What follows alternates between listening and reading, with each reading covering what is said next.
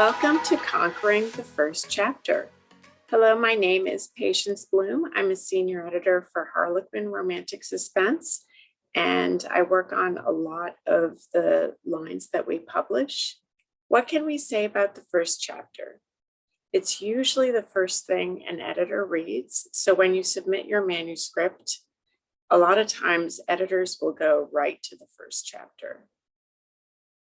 And the first chapter is what showcases your writing talent. It's your story's introduction, and a lot of times it's the most polished part of your book. It's the part where you go back and you're revising, and that first chapter is often wonderful, and you have to wait until the next few chapters when the story gets going. Those are less polished. The first chapter is also a glimpse into the characters, the pacing, the structure, and the conflict. We usually see that in those first few pages. And it's also the first leap in your story's journey, but it's not the last. So no pressure there. How do I start that first chapter? Well, mostly you just sit in your chair and you just dive in. A lot of things that also help are researching movies and your favorite books, the things that you already do as a writer. Why do you watch certain movies? What makes you choose the books that you choose? Is there some kind of story that you're gravitating toward? Whether it's a, opposites attract romance or Western or suspense. You have to research what you like and also research what you want to write about. A lot of times writing that first chapter involves writing until you find it, that first chapter. Sometimes you may write 9 chapters and you won't necessarily get to that first chapter that you should be presenting to an editor. So it's not always obvious where to start. One thing you want to think about when you're writing the first chapter too is clarifying what the big themes of your stories are. Is it redemption? Is it learning to trust and love again? There are many different themes that can go into a story, and that's something that you may want to have already ready before you start writing. What should I include in chapter 1? Well, there's a lot that you want to put in there, but you don't want to include too much. What's very important are your main characters, making sure that you understand who they are. You want to also present the romantic conflict. What are the things that pull these characters apart? That the things that sustain the story. You want to make sure that those are included very early on rather than in chapter 5, because you need the reader to keep going. You also want to showcase your writing style. What kind of a writer are you? Are you somebody who writes in the first person and the third person? Do you love to describe furniture or the weather or, little details like that? Or are you one of those writers who you just get right to the point and you have a lot of action in your stories? Also, what kind of romance is this? Is it suspense, Western, family drama, rom-com? Is there a lot of glitz and glamour, medical themes, or historical? And then you have to have what I like to call the oh no factor. And that is where there's some kind of shock as far as what's going to happen in the romance, something that makes you read on. And there's one example of the oh no factor that I'll go into in one of the examples that I have. It's that moment where the reader just sort of stops and thinks, I have to get to the end of this book, at least to the next chapter. Remember to use your hooks and tropes. Pull out all the stops to delight your reader. There are a lot of things that we all have in common. We all deal with life and death. We all pretty much love to read or see details about food, family. We all have these conundrums, these dilemmas that we have that we need to find solutions to. Parties are always good, weddings, places where you bring people together, chance encounters, and also there are moments in our lives where everything changes. And so as you're writing that first chapter, you want to think about the community that your readers live in, and also that your characters are going to be dealing with as they go through their lives. And just find those elements that you think would appeal to a reader and also that appeal to you. What editors look for in chapter 1? It's pretty basic, actually. What do readers look for in chapter 1? I think there are a lot of similarities. We're attracted to the voice of the writer. Does that person have a voice that just makes you want to put aside everything else and just focus on the story? The characters, do we love them? I think in romance, you really have to love the characters or identify with them in some way. If you have a grumpy hero, I definitely am that grumpy hero many times. Or if you have a heroine who's trying really hard or herself is grumpy, I think we understand those characters. There are also the characters who are always nice, you can identify with that too. Or dealing with some kind of conflict, as I have in the next point, which is crucial to any romance, is if you didn't have conflict, why would you read the book? Basically my grandparents didn't really have conflict in their romance. They were together like 70 years. That's not necessarily a romance novel, although I guess you could turn it into one. But make sure that conflict is there. Point of view is very important. In a lot of romance novels, we have the third person. Sometimes we have the first person, but you want to make sure that whatever point of view that you have is very clear, that the transitions that you have between points of view are also clear. We also are looking for dialogue. Some dialogue that's not too mundane, dialogue that keeps things moving, and dialogue that doesn't completely take over the story. So there are a lot of times when you'll see pages and pages of dialogue, and that can make the attention wane a bit. You also want to include description, because without description, it can be very hard for the editor to get a visual in her head of what's going on. So you have to make sure that you describe things.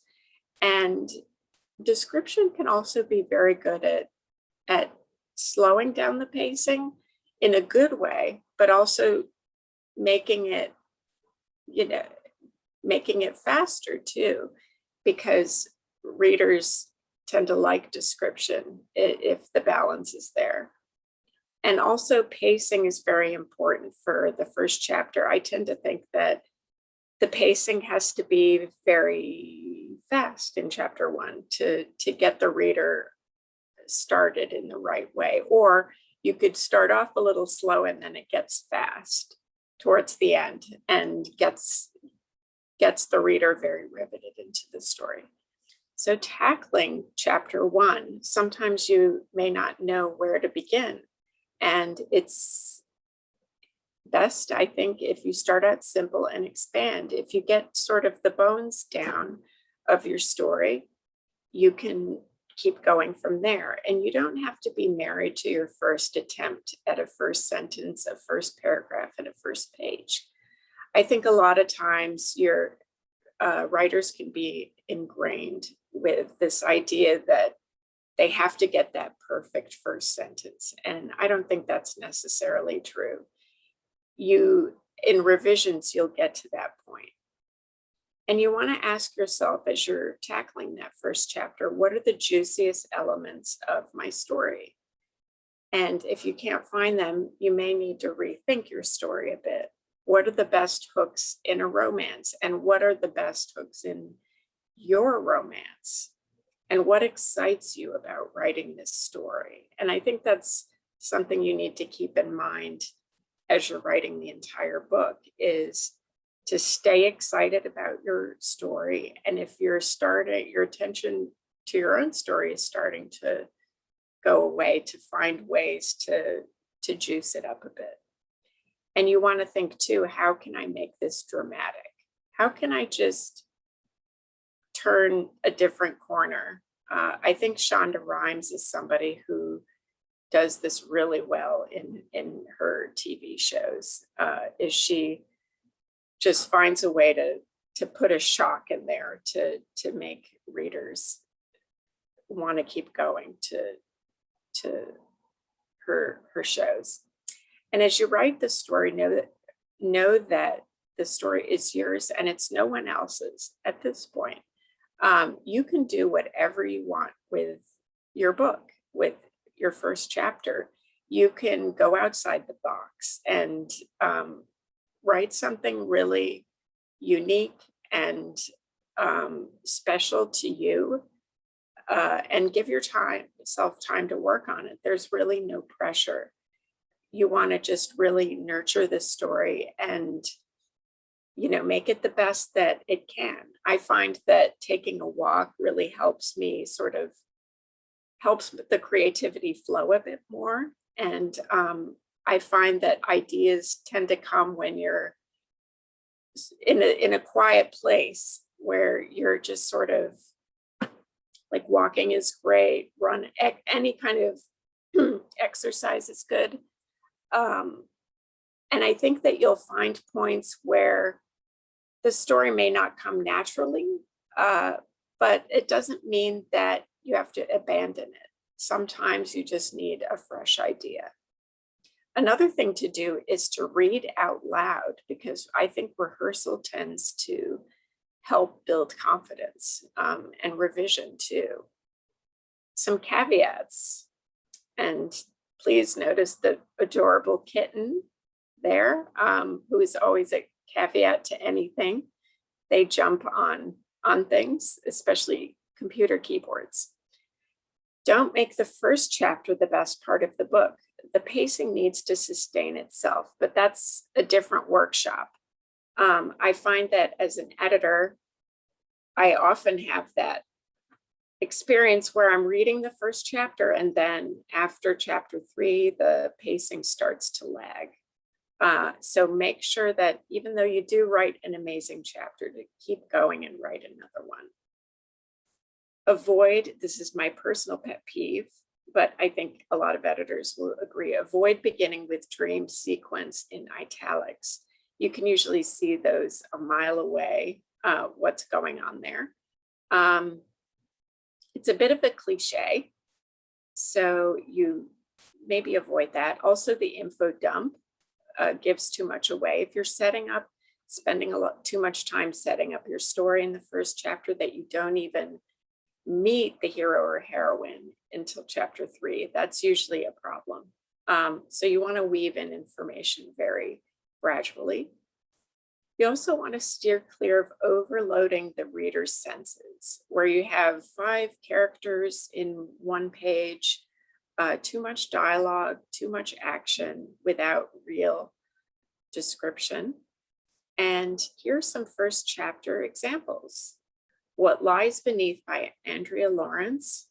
And this story I read 10 years ago, and it is still in my head, and an example of a great first chapter.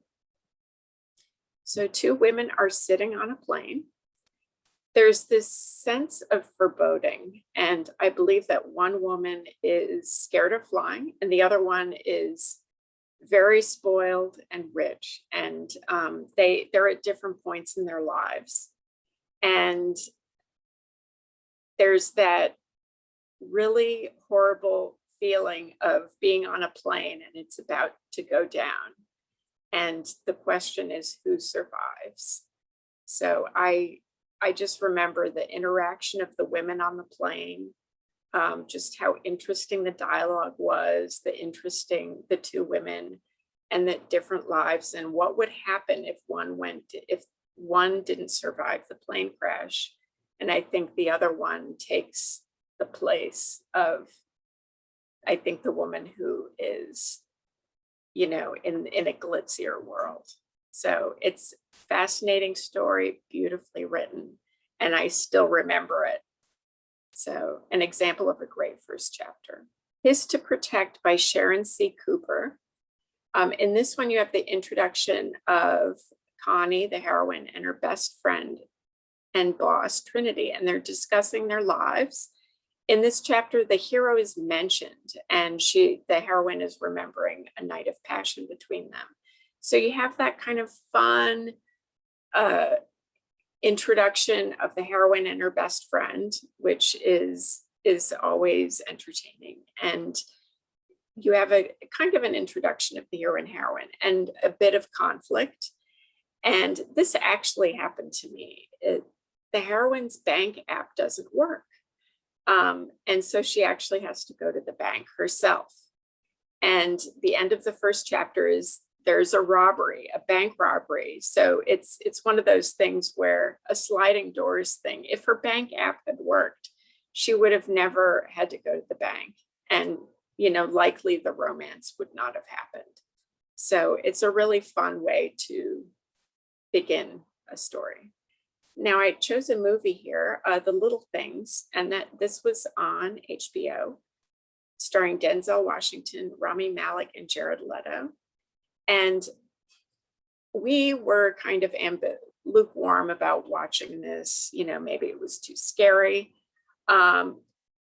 It starts out with this carefree woman driving on an empty road. And then all of a sudden, that horrible feeling, there are lights on in back of her. And she's a little bit afraid because the car is getting too close.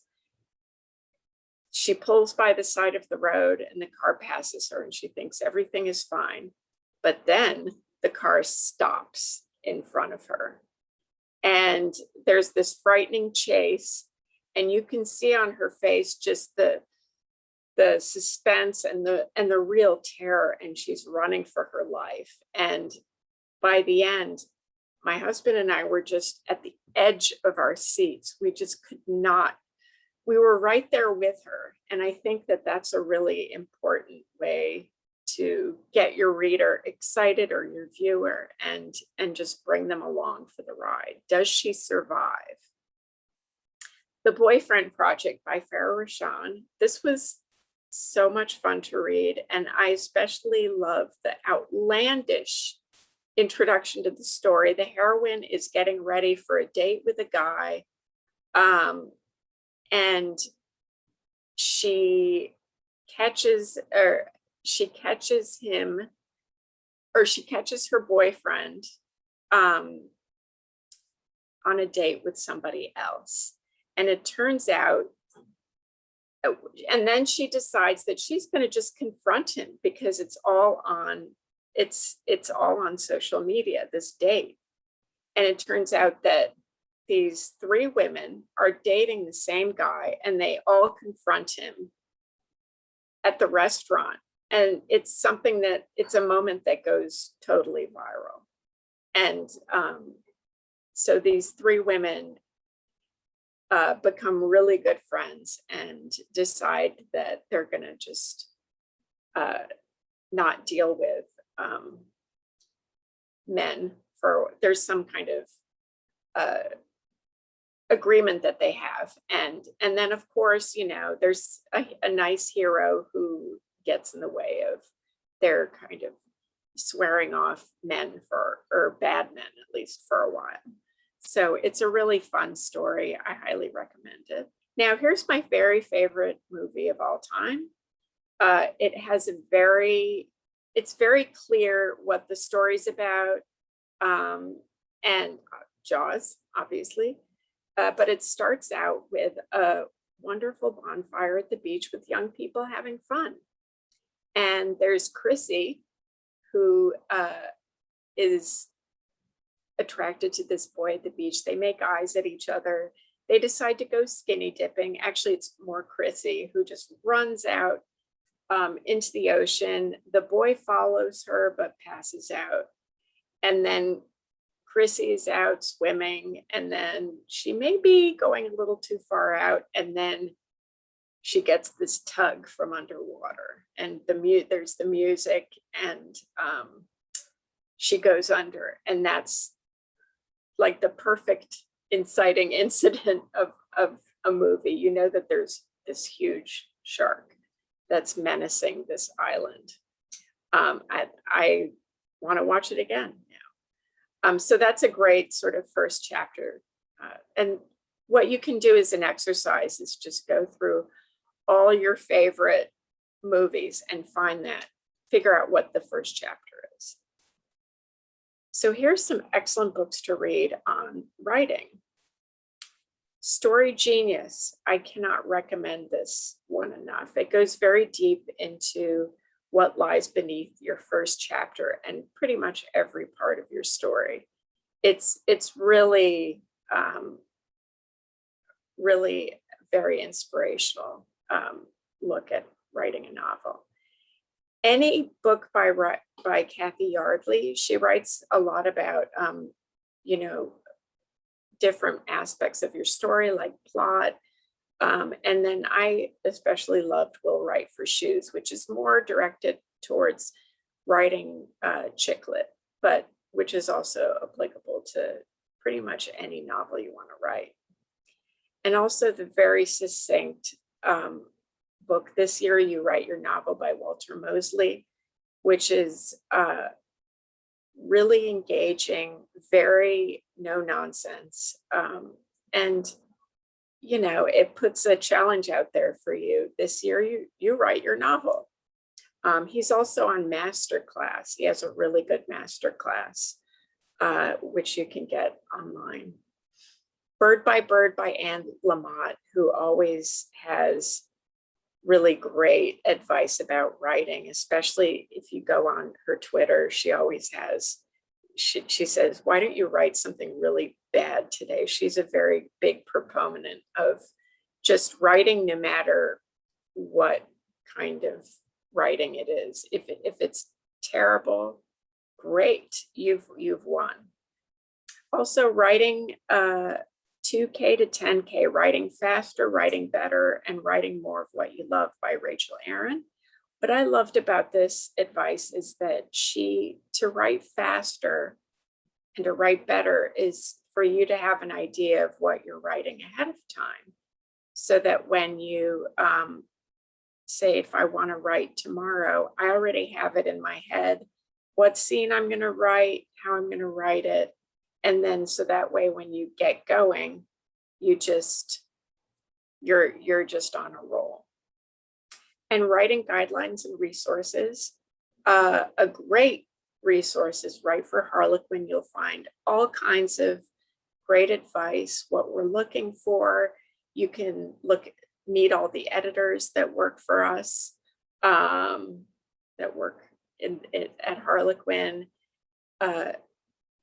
You'll see a lot of different writing guidelines, and you can also read free books at tryharlequin.com, and make sure that you sign up for the newsletter so that way you'll get the most up-to-date information. And also join the Write for Harlequin group on Facebook. And if you feel confident enough to submit, or even not totally confident, you can submit anytime at harlequin.submittable.com. And we're really looking forward to hearing from you. And thank you for listening, and good luck with your first chapters.